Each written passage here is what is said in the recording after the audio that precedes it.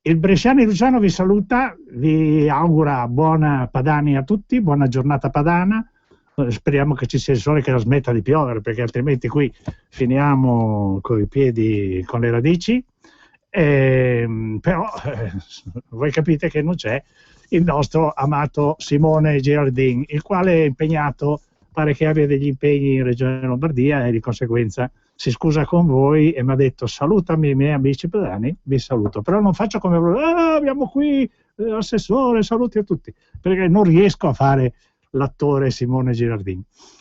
Vi devo una cosa, la volta scorsa abbiamo fatto una lunga tirata su quello che è stato l'incontro fra diversi ministri nell'ambito dell'incontro romano che si è tenuto per Farmindustria al Teatro Argentina, dove sono intervenuti diversi personaggi di spicco e di rilievo e di interesse, e quindi io vi ho fatto una sintesi delle cose dove sono riuscito ad arrivare, perché il tempo purtroppo è sempre tiranno, e vi avevo anche detto che oggi lo spazio è tutto vostro, e lo è, da adesso è tutto vostro. Per darvi il tempo di preparare le domande, di mettervi in linea, eccetera, cerco di fare una sintesi delle cose che vi ho detto la volta scorsa, e poi se voi non fate domande io vi faccio un mazzo così, perché andiamo avanti con quello che ha detto il Ministro della Sanità in quell'occasione, di cui io non ve ne ho parlato perché il tempo ci ha chiuso la possibilità di poter andare oltre. Il dottor Marco Fortis, Il Sole 24 Ore, un esperto, è esordito dicendo: abbiamo distrutto un patrimonio di immagine gigantesco, parlando ovviamente nell'ambito delle economie. Due luoghi comuni: un paese pieno di debiti e non di tipo competitivo. La gestione industriale del bilancio italiano è stata invece buona, e avanzo primario di 581 miliardi accumulati negli ultimi 20 anni. Quindi, dov'è il grande disastro della cosiddetta Repubblica Italiana? E noi eravamo l'unico paese più avanti, che dopo il 2008 siamo cresciuti con la Germania, che cresceva senza fare debiti. Nel 2008 l'Italia è stato uno di quei paesi che insieme ad altri era cresciuto di meno. Ora siamo il quinto paese dopo il 2008, ora siamo il quinto, ed nel 2008 è successo qualcosa, voi lo sapete, ora siamo il quinto paese del mondo per surplus commerciale e manufatturiero. Siamo andati da 5 miliardi a 13 miliardi. Ma dov'è quest'Italia tutta morta, tutta povera, per cui bisogna pagare un mucchio di tasse da dare a chi? Agli italiani poveri? No, non agli italiani poveri. Siamo primi nel tessile, siamo primi nell'abbigliamento, lo dice il dottor Marco Fortis. Io faccio una sintesi, ma ha detto questo perché è registrato nell'incontro che c'è stato. Primi nel tessile, primi nell'abbigliamento, nell'industria delle pelli, del calzaturiero, della meccanica non elettronica. Siamo secondi nei manufatti dove sono impiegate le materie plastiche, siamo terzi nell'elettronica. E allora che cos'era il concetto che l'Italia andava male? Togliergli le risorse per poter diminuire la loro competitività con l'Europa. Io ve l'ho detto da tanto tempo, ve lo sto dicendo da tanto tempo. La competitività soprattutto col mercato tedesco e francese, in modo che se l'Italia non è più competitiva, loro hanno la greppia in cui mangiare tutto quello che vogliono. Continua ancora. L'Italia è prima o seconda nel bilancio commerciale con l'estero. Continua ancora il dottor Marco Fortis, Il Sole 24 Ore, che qualche tempo fa diceva stiamo fallendo, eccetera, eccetera. E certo, stiamo andando avanti così, stiamo fallendo, perché abbiamo perso 16.000 industrie noi nell'ambito lombardo, ragazzi. Proprio per non essere competitivi con l'Europa, proprio per non ricevere i soldi dei finanziamenti da parte delle banche, delle piccole e medie industrie versati da un'altra parte. Ci hanno pelato vivi e poi dove le han messe le pelli non si sa. Vengono premiati di più i paesi salvati dei paesi salvatori, dice il dottor Marco Fortis. Siamo nel rating dopo l'Irlanda, che abbiamo salvato con un nostro debito pubblico. Complimenti, complimenti. Siamo anche nel rating ovviamente della concezione generale, la Lombardia che salva la Calabria, anche lei è punita, con i tagli lineari del ministro Balduzzi. Va avanti ancora, solo il 30% del surplus commerciale con l'estero dell'Italia viene dalla moda e dall'industria dei mobili. Oggi la meccanica esporta 2 volte il valore della moda, nella farmaceutica che 20 anni fa era la metà dell'industria dei mobili, oggi esporta 2 volte e mezzo il valore dei mobili. Quindi dov'è che andavamo male? Era tutta una bella scusa per pelarci? 6,8 miliardi di export in 3 anni dei prodotti farmaceutici confezionati, in parte dovuto agli investimenti che sono stati fatti negli anni scorsi da chi? Dall'industria farmaceutica. La nostra posizione continua tra gli esportatori mondiali dei farmaci, eravamo ottavi, siamo passati al 6° posto per un'accelerazione degli ultimi anni ed ora siamo saliti al 5° posto. La quota di mercato dell'Italia a livello mondiale è salita fino al 6,4% dal 5% in 3 anni e capisco bene che è venuto il momento di deindustrializzarci, perché altrimenti noi la competizione con l'Europa la facciamo molto forte e chi ci rimette è l'asse franco-tedesco che ha voluto un'Europa dove i competitori sono solo loro. E questa è la storiella, ragazzi, non bisogna mica andare alla Bocconi per capire queste cose. Lo dice il dottor Marco Fortis, che è un espertissimo. Andiamo avanti, la nostra bilancia commerciale con l'estero è migliorata, siamo passati da meno 30 a più 30%. Nel 2013 siamo diventati in volume al 3° posto dei prodotti farmaci confezionati nel mondo, per forza che ci hanno deindustrializzato. E quindi questo disegno fantastico di questi governi che sono andati a salvare l'Italia, sono andati ad industrializzare il paese, ma certamente non l'hanno ancora salvata perché le situazioni sono come prima. Però non sento domande, non vorrei essere io l'oggetto dell'interesse di tutta, altrimenti tutta la Padania è andata in vacanza, ragazzi, attenti, soprattutto non esportate denaro nelle regioni oltre l'Arno, oltre il Po, ma anche oltre l'Arno, sì, vai. Vado avanti allora. Il presidente Scaccabarozzi dice: le istituzioni di riferimento non sono più una controparte. Bello, questo è bellissimo. Questo l'ho detto io 4 anni e mezzo fa all'industria e abbiamo fatto un tavolo di politica sanitaria nell'assessorato.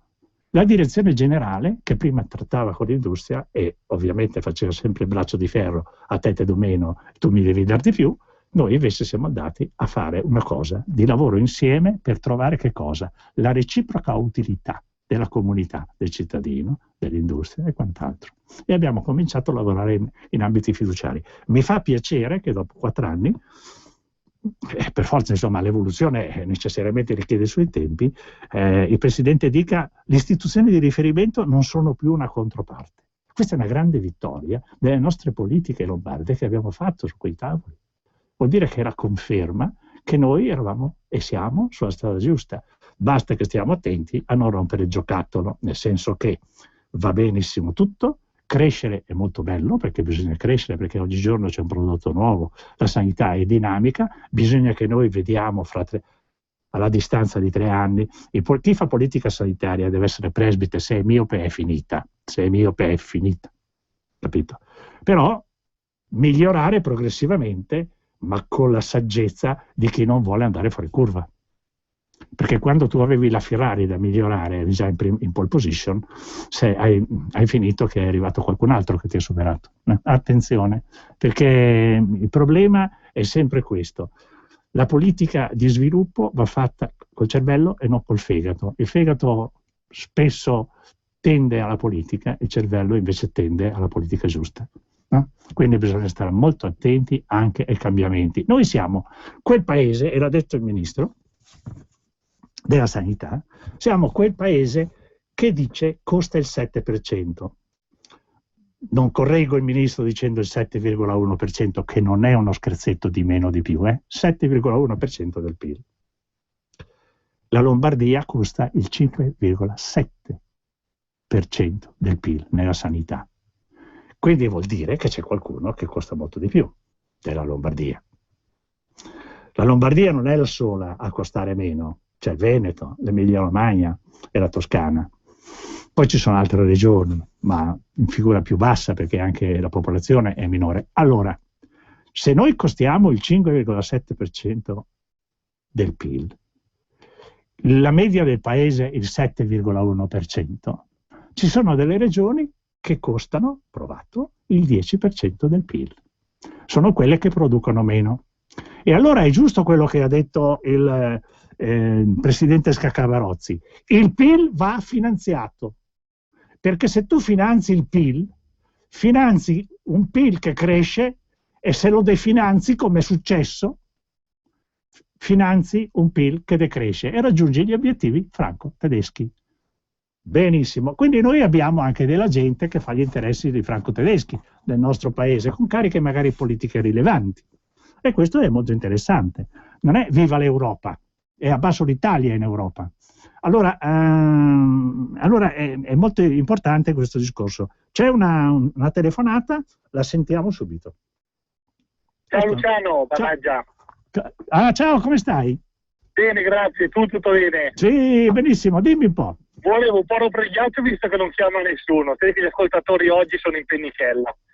No, stanno ascoltando queste tematiche che sono importantissime, sono responsabili gli ascoltatori della Padana e dicono perché devo telefonare per interrompere tutta questa, perché è interessante quello che stiamo dicendo, no? Certo, è interessantissimo, infatti io volevo agganciare il tuo ragionamento del discorso del PIL e rafforzarlo, perché non solo la sanità in Lombardia costa meno rispetto ad altre regioni, ma la sanità in Lombardia dà assistenza alle altre regioni. Certo, il 10% almeno. Bravissimo, tanto è vero che le nostre cliniche, i nostri ospedali intervengono su pazienti provenienti da altre regioni. Quindi il danno è doppio, si investe negli ospedali del sud e del centro, i pazienti però vengono a farsi operare al nord perché questi ospedali, queste cliniche del sud non funzionano. Non mi meraviglierei di andare a fare una visita in un ospedale di Reggio Calabria e trovare fiori di macchinari fiore all'occhiello della sanità, ancora celofanati, ancora imballati, con medici e infermieri incapaci di utilizzarli. Non farlo quel viaggio, se non per andare al mare, perché ti assicuro che tu quello che hai detto è verissimo, perché io l'ho verificato con i miei occhi, hai capito? Sono stato a vedere. Buona giornata. Ciao, ti ringrazio. Ritorno al finanziamento del PIL. Se la Lombardia ha un grande PIL e la sua sanità costa solo il 5,7%, perché sa fare una politica di appropriatezza e quant'altro, se tu dai più soldi invece di toglierli, la Lombardia aumenta il PIL e con l'aumento del PIL i soldi vanno alle regioni. Non è che alle regioni i soldi devono andare perché togli i finanziamenti alla Lombardia, perché vuol dire che gli togli il gasolio per fare il PIL. Hai capito? Hai capito, signore della Bocconi, che viene a insegnarci tutto? Hai capito? Il PIL va finanziato, non lo dico io, lo dicono delle persone di grandissimo rilievo e ho avuto la grande soddisfazione a Roma in quella riunione di sentire il presidente Scaccavarozzi che ha detto bisogna finanziare il PIL.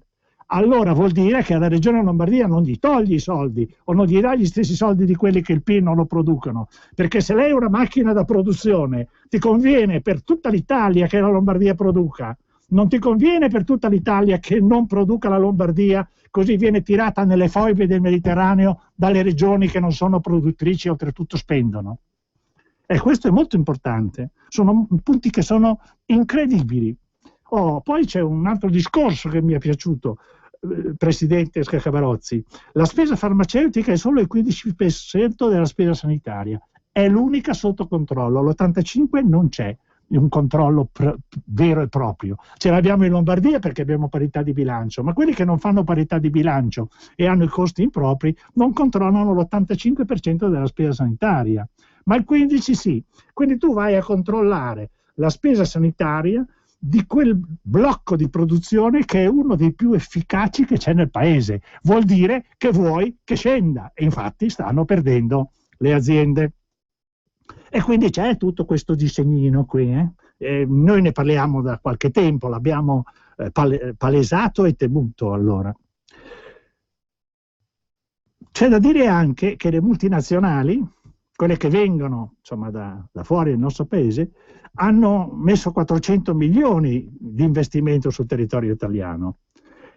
E il territorio italiano, confermato, è il primo settore manifatturiero del paese. Quindi che cosa stiamo vedendo? Stiamo vedendo che prima si è detto che l'Italia andava male, caricati di tasse ci hanno ridotto la povertà, c'è della gente che non riesce a mangiare, che va nei cestini, ce n'è sempre di più che va nei cestini a prendere rifiuti. Questo per non finanziare la piccola e media industria e deindustrializzare il paese. Questo è per fare un servizio a chi ti ha ordinato di governare nel tuo paese senza i voti, perché tu possa raggiungere questo obiettivo, che è un obiettivo di un certo ordine mondiale, che è demenziale, e sicuramente, come sempre, questi grandi sogni che vengono da lontano non trovano mai la loro realtà, trovano la miseria degli altri. E questo è l'altro punto. Uè, ma qui telefona nessuno? Nessuno telefona, eh? Mamma mia, tutti in vacanza, o tutti ad ascoltare. Allora, andiamo avanti. Allora andiamo a parlare, sentiamo un po' il ministro cosa dice. Il ministro Lorenzin. Questo non ne abbiamo parlato l'altra volta, ti ricordi regia, che abbiamo dovuto chiudere perché... E se facessimo un po' di musica? Dai, una musica, prendimi una musica latinoamericana. Una musica latinoamericana per il Brasile e l'Argentina.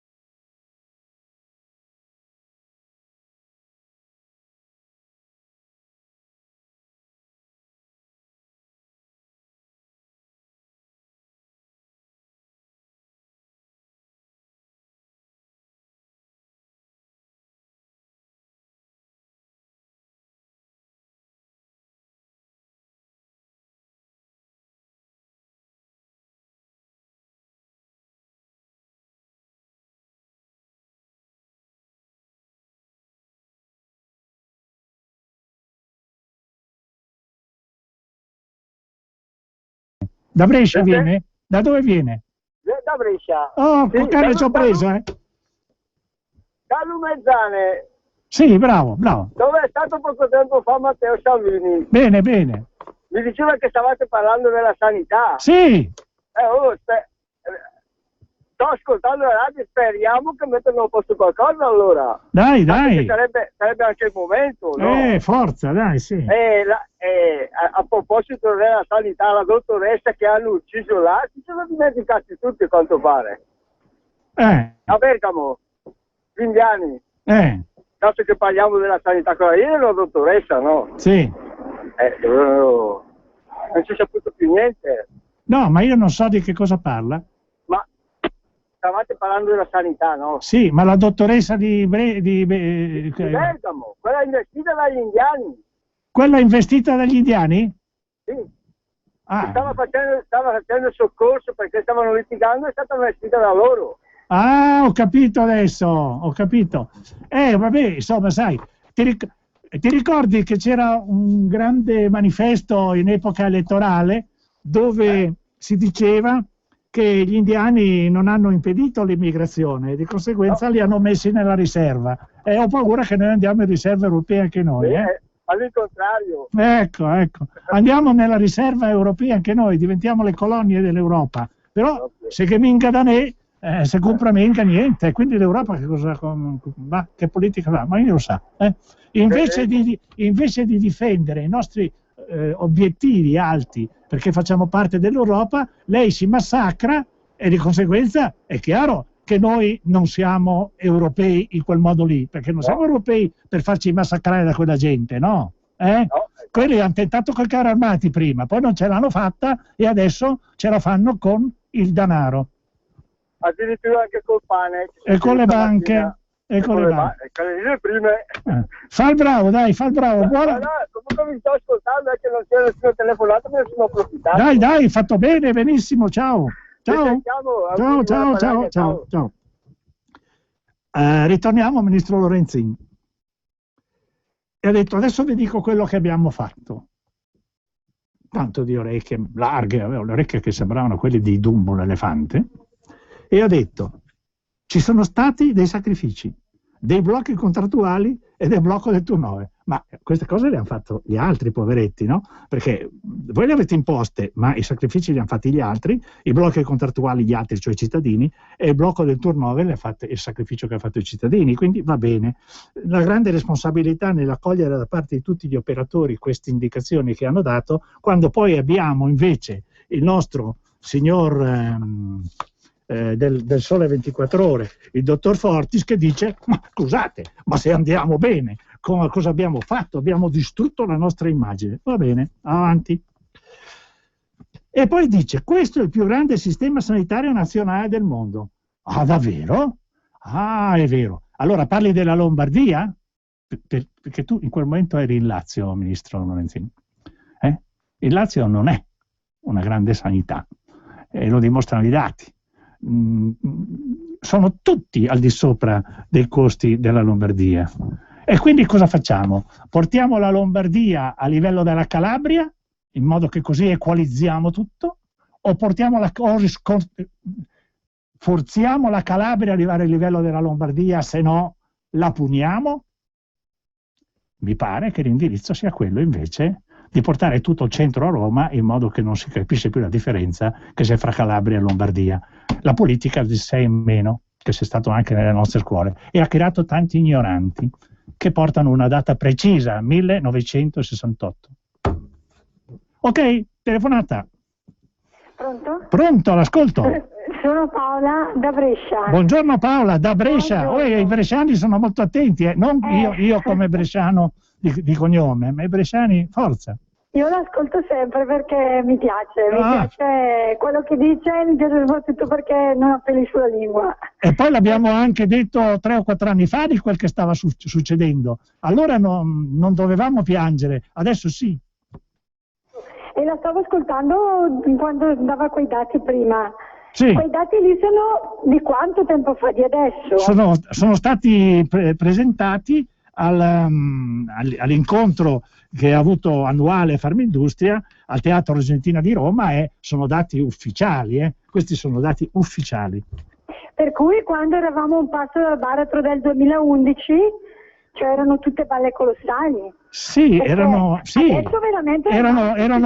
tutte balle d'elefante, direi, perché qui c'è scritto, lo dice il ministro Lorenzin, la nostra bilancia commerciale con l'estero, no, scusate, questo non lo dice la Lorenzin, ma lo dice il dottor Marco Fortis del Sole 24 Ore, era un'autorità. La nostra bilancia commerciale con l'estero è migliorata, siamo passati da meno 30% a più 30%. Nel 2013, dati, siamo diventati in volume al 3° posto nel prodotto di farmaci confezionati nel mondo, quindi posti di lavoro, ricerca, capito? Ma lì eravamo sul baratro, forse come la Grecia.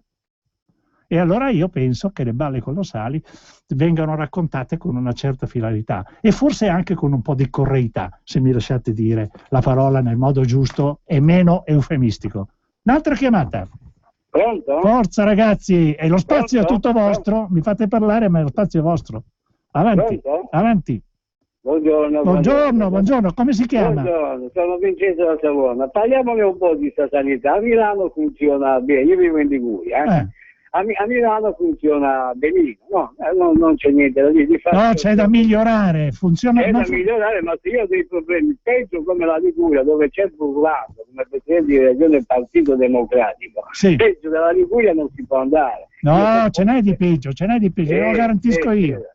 Sì, ce n'è di peggio sicuramente se tocchiamo i soliti noti, no? Calabria, vede. Ecco, ce n'è di peggio, io sono meridionale. Sì. Ma cosa non funziona in Lombardia, in Liguria? Mi dia una cosa, quella che non funziona di più. Ecco, in Liguria è il passivo, tanto per cominciare, ha fatto tagli su tutto, no? Su tutti i tipi di farmaci, dal prontuario medico è sparito quasi tutto, se non qualche salvavita. Quindi vive a spese nostre, del nostro PIL. Ecco. Nello Stato sociale, sia comunale che quello regionale, hanno incluso CS europee, no?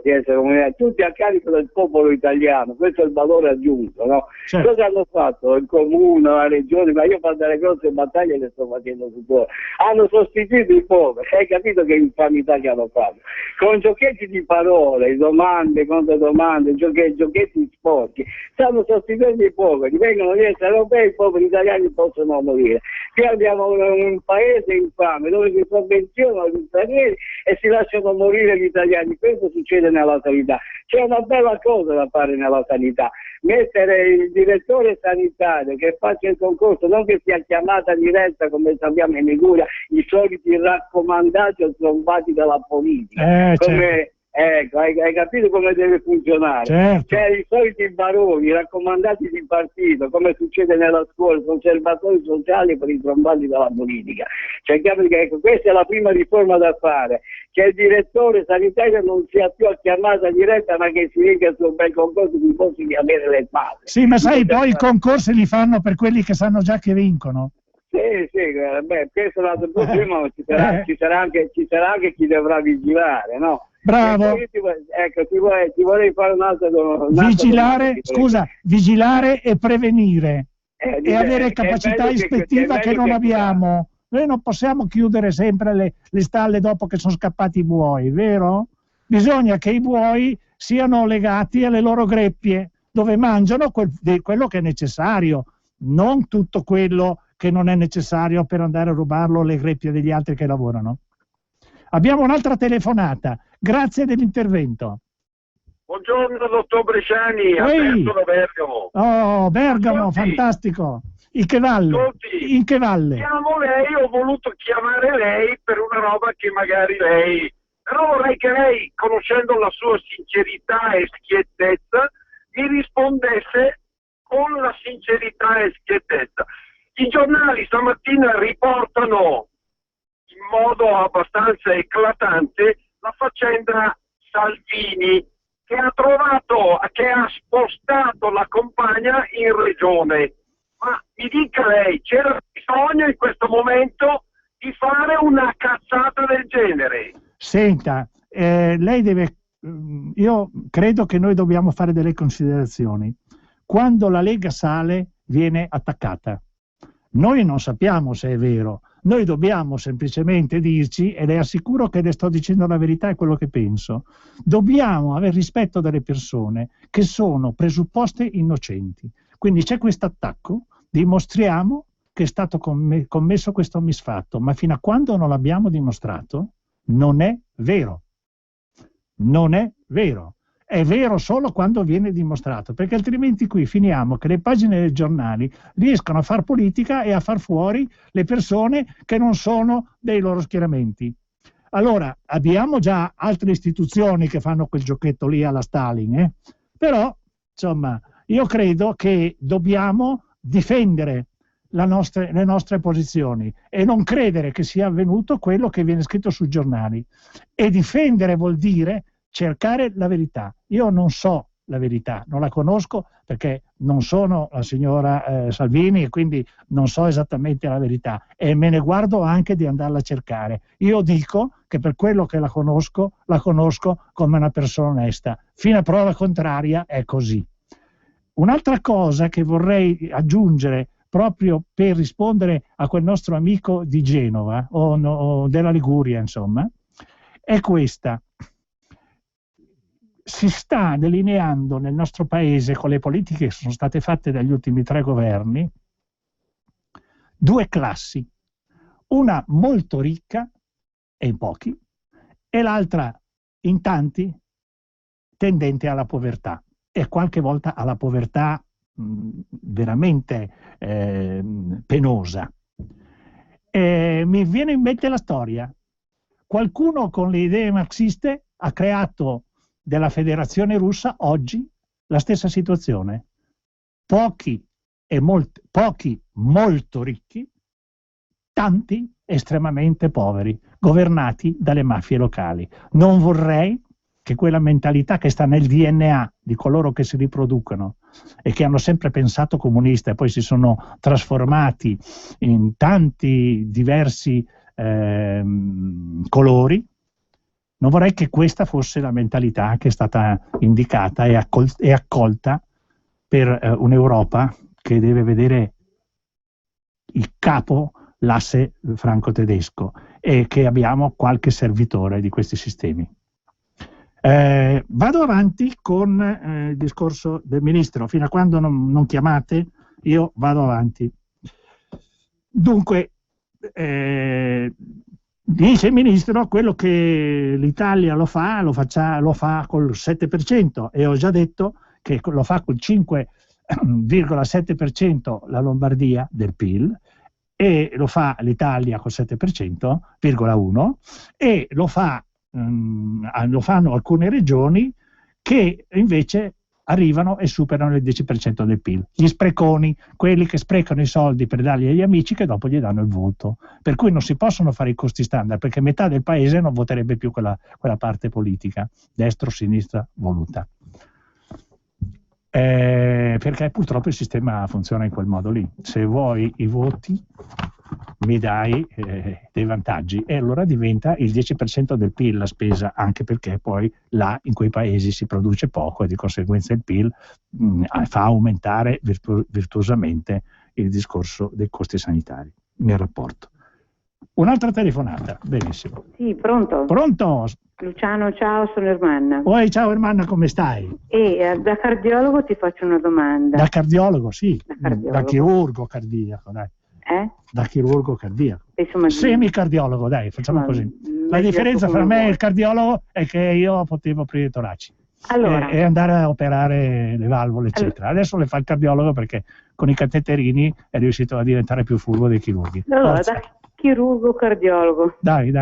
Una domanda. Per fare un ecocardiogramma, sì. Ecco, ci sono voluti, diciamo che la prenotazione è per fine anno, i primi mesi dell'anno prossimo, e per chiedere un test cardiovascolare, ce ne sono voluti altrettanti, con la differenza che andando al CUP devo pagare per ogni richiesta 52 o 59 euro per esame, e li ho pagati in anticipo, che potrà essere crepata a gennaio, ma ormai li ho pagati. Per ogni esame vuoi dire tu? Sì, certo.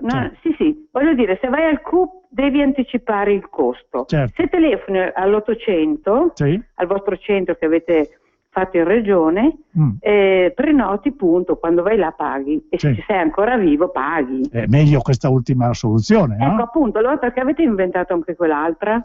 Perché è stata inventata prima quell'altra. È stata inventata prima quell'altra, hai capito? E poi c'è anche un altro problema. C'è un altro problema. Scusami. Ascolta, c'è anche un altro problema, che se tu telefoni so chi sei. Se invece prenoti tutti i presenti come Rossi Genoveffa, lo sportellino, prendi la prenotazione e poi non ci vai, ed è un buco, e di conseguenza è un buco nella sanità. Quindi bisogna stare molto attenti, perché se non vai devo sapere dove sei, che indirizzo hai, e che sia vero quello, hai capito? Perché altrimenti ho dei danni sotto il profilo della produzione. Il sistema sanitario non è sempre un sistema facile, è un sistema di difficile equilibrio. Quando fai un gesto sappi che hai una risposta dall'altra e di solito è negativa, devi neutralizzarla, perché non puoi fare il primo gesto se non neutralizzi l'effetto secondario, e di conseguenza è un po' così. Però io volevo chiederti se questa è la prima visita o è una visita di controllo, perché c'è una differenza nel sistema di prenotazioni. Hai capito? Se io chiedo una prima visita e devo fare una diagnosi, i tempi sono molto più corti, ma se invece io faccio una visita per capire com'è la situazione a distanza, non vado più nella lista d'attesa, vado nella lista con prenotazioni programmate, e di conseguenza non sei più a 6 mesi della lista d'attesa, sei a 6 mesi di un esame che hai programmato tra 6 mesi, e questa è la grande differenza. Sì. C'è un'altra telefonata? È sempre la nostra amica ascoltatrice che voleva appunto dare la risposta e continuare il dialogo, ovviamente nei pochi minuti che ci restano. Pochi minuti, forza. Perfetto, allora è la prima visita, per cui la cosa mi rimane abbastanza insoddisfacente, nel senso che non posso spiegare 8 mesi per poter avere un esame. Non è un esame di controllo, no, è un esame diagnostico di prima visita. Ci potrebbe essere una diagnosi patologica, quindi un danno nel ritardo della diagnosi, giusto? Bene, allora si prende la penna e si scrive al direttore sanitario e al direttore generale, e se non c'è nessuna risposta si fa una denuncia querela, e così almeno finisce la musica. Perché bisogna avere il coraggio di fare anche queste cose qui. Sai che non mi manca il coraggio. Dai, forza Ermanna. Guarda che siamo alla fine. Ascolta, scusami. No. Ti saluto, prossimo incontro prima delle vacanze, vero? Ok. L'ultima chiamata in attesa. L'ultima, forza ragazzi, abbiamo i tempi stretti, dopo mi rimproverano. Forza. Eccola. Pronto? Sì, sono Marco da Varese. Forza Marco, da Varese dove? Varese, precisamente io sono di Arcisate. Ah, ho capito. Okay.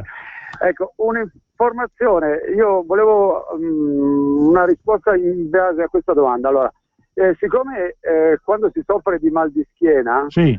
Di solito si va dal medico, anche quando la cosa è molto sofferente, si va dal medico e il medico prescrive una radiografia, no? Cioè, prima ti dà degli antinfiammatori, poi ti dà... non ti visita? Non ti visita?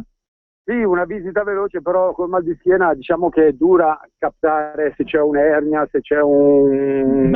insomma, sai, la visita è un'obbligazione da parte del medico, perché gli dà delle informazioni e dei dati, no? Perché so che c'è qualche tendenza a non visitare adesso. Ecco, però la domanda che volevo fare è questa: come mai si va a fare poi si manda a fare una radiografia quando dalla radiografia non si vede, perché questo poi parlando con altre persone che hanno sofferto, non risulta quasi, a meno che non ci sia un'ernia super esposta, non risulta quasi mai niente, e quindi dopo il medico vede la lastra e dice no, non c'è niente, e si va avanti per 2 o 3 mesi a imbottirsi di antinfiammatori. Dopodiché il mal di schiena non passa e si va a fare questa benedetta risonanza magnetica. E dalla risonanza magnetica salta fuori che c'è una piccola ernia, che c'è una deviazione, ma non si poteva fare prima questo, perché poi alla fine si spende un sacco di soldi inutilmente. Allora, dipende dal medico. Anche i medici hanno una curva che si chiama gaussiana, dove ci sono le intelligenze medie, le intelligenze alte e cretini. Qualche volta può capitare.